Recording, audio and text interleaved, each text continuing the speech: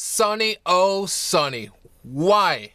Why? All I want to know is why and who is this new and just announced Sony A6400 for? If you're just tuning in for the first time, I go by DJ LSB. This is not my typical type of videos nowadays, and this channel has been mostly abandoned as I've been dedicating full time to my other channel called DJ LSB Vapes. So I own a bunch of camera gear and related equipment, obviously. This is not a review either. For a thorough review, I count on other awesome camera reviewers and not a bunch of sellouts who had nothing bad to say on their videos released in the same exact day the announcement was made by Sony. This is just me venting and by no means trying to do the same as Camera Conspiracies, for example. By any means trying to do the same he does. By the way, huge shout out to him as well. I'm a huge fan of the way he approaches camera gear and this company's bullshit. So I will actually leave a link to his channel down below. Camera Conspiracies, I highly recommend that dude. Now back to the video. If you found this video, clearly you already know Sony just announced their latest and greatest APS-C camera, and in my opinion, it really falls short. It uses the same exact XMOR CMOS sensor as the 6300 and the 6500. It has 24.2 megapixels just like those two. It has the same amount of phase detect out of focus points, 425. The processor used has the same exact name and model. It is called Beyond's X, not Z, not L, not any other letter, so we can only assume is the same exact thing, despite some people saying it is the same used on the A9. I'm still pretty convinced it is the same exact processor present on the 6300 and on the 6500 and possibly many more of their cameras. But on the same note, do these camera companies even release full specs on their processors like Intel, AMD and others? If they do, if you know about that, let me know in the comments down below. Oh yeah, the Sony A6400 has now a more vast advertised ISO range, up to ISOs nobody will use anyway. What about 5-axis in-body image stabilization? Yeah, IBIS.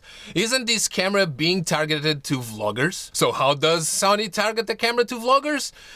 They take the hardware from the 6300, throw in a flip-up screen, and forget to include IBIS, which is present in cameras like the 6500 with a price gap so small between the 6400 and the 6500. This is clearly Sony just trying to sell the 6300, making it look and appeal to vloggers by slapping that flip-up screen and a bunch of small little features and some bigger ones like better autofocus or better autofocus features. And yes, I own a 6500, I own an Alpha 7 Mark III, I own a bunch of different lenses, and the best, sharpest, fastest and most convenient lenses are either for full frame or do not have image stabilization either. So IBIS on camera, in-body image stabilization on every camera these days is very, very important. Without even discussing lenses from third-party companies like Tamron. Tamron has been doing an amazing job. I think this lens is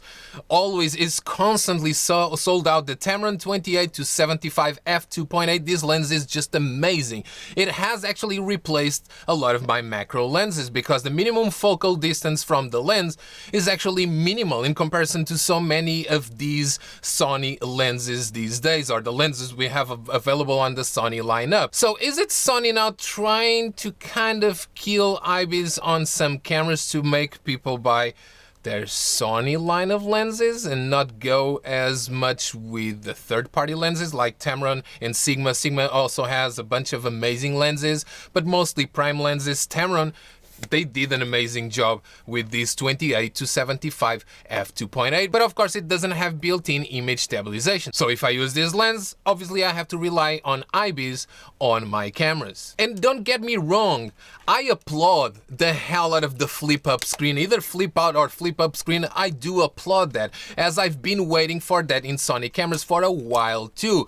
But no IBIS, especially for vlogging? Really, Sony? And I'm not even the type of guy that is going to be here here complaining about the shoe mount and the flip-up screen, having the microphone we use on the way and not be able to see the screen. I'm not gonna even complain about that, because I think this camera has a much better handling and becomes a lot more versatile with the small rig cage that has an offset shoe mount where I can place my microphone. Oh no, on the 6400 we added better autofocus and tracking features that will be soon on the A9 too.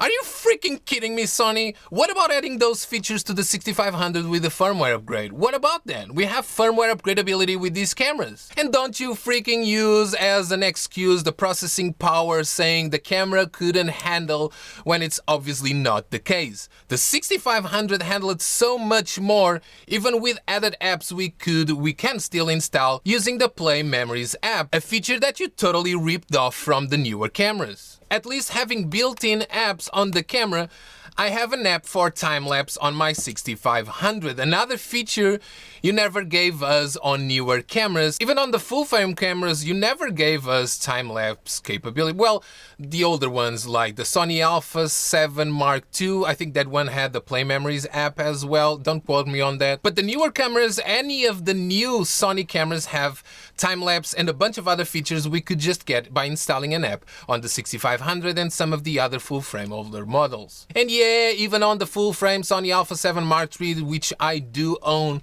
I know I can do a time-lapse with some of the newer cameras like that one with the S&Q feature at 1 frame per second, but the final result is not the same quality or as sharp as a dedicated time-lapse that actually takes real photos for us to join and combine as a time-lapse. But now you could also argue and say, on the new 6400 doesn't dim the screen. That new camera won't dim the screen when shooting 4K, which is so annoying on the 6500. You would be right. But remember, what was their excuse for that to happen on the 6500? Do you remember? It was the battery. Yes, their excuse was the battery. They said that the battery couldn't handle that. Get out. Guess what? The 6400 uses the same exact short-lasting battery as the 6500, and now it does not dim the screen when recording 4K. Couldn't they just keep the screen at full brightness on the 6500 with a freaking firmware upgrade? Of course they could. Sony, I understand your business strategy, your business model. You are going for the same business model all of the older camera companies like Nikon and Canon had a while back. And that business model includes the need to sell old hardware again by slapping a few new features. But stop playing with us, please. You could have made a better camera and made a bunch of money out of lenses, releasing a bunch of new, better and faster lenses for APS-C, for the APS-C lineup, for example. But you still prefer to do this. I'm not even gonna touch the subject about 4K 60 FPS. I'm not even gonna discuss the lack of 4K 60 FPS because the Fuji X-T3 has a better codec and way better video features and profiles. And if Fuji does indeed include all of that on the new upcoming Fuji X-H2, which is clearly gonna have IBIS, I'm gone. I'm gonna switch to Fuji. On top of that, Fuji has a much better companion app for smartphones, and Sony's app is crap and outdated. You could still throw in another argument and say the 6400 is going to have better touch capabilities and better touch to focus. It is a freaking capacitive touchscreen, for God's sake. Sony, couldn't you do that in the entire lineup of cameras with the firmware upgrade? Oh no, let's make everybody buy a new camera that in reality isn't really anything new. Get the hell out of here. What kind of basic touch functionality we have in these cameras from the same manufacturer that also makes smartphones with touchscreens? Sony, you really disappointed many of us, and I really hope more people and professional reviewers like, for example, DP Reviews, also call you out on your bullshit. Just to finish, I just want to say that I will still be waiting for the rumored Sony A6400, but even if that offers 4K 60 FPS and has no flip-out screen like these don't have, I will still switch to Fuji, even if it means that I still have to keep using a display on top to see myself. That's it. End of rant. I'm Daniel, DJLSB. Let me know your thoughts down below, and if you'd like me to come back to this channel or come back with this channel and start offering unbiased straight to the point real reviews on camera gear. Stay blessed.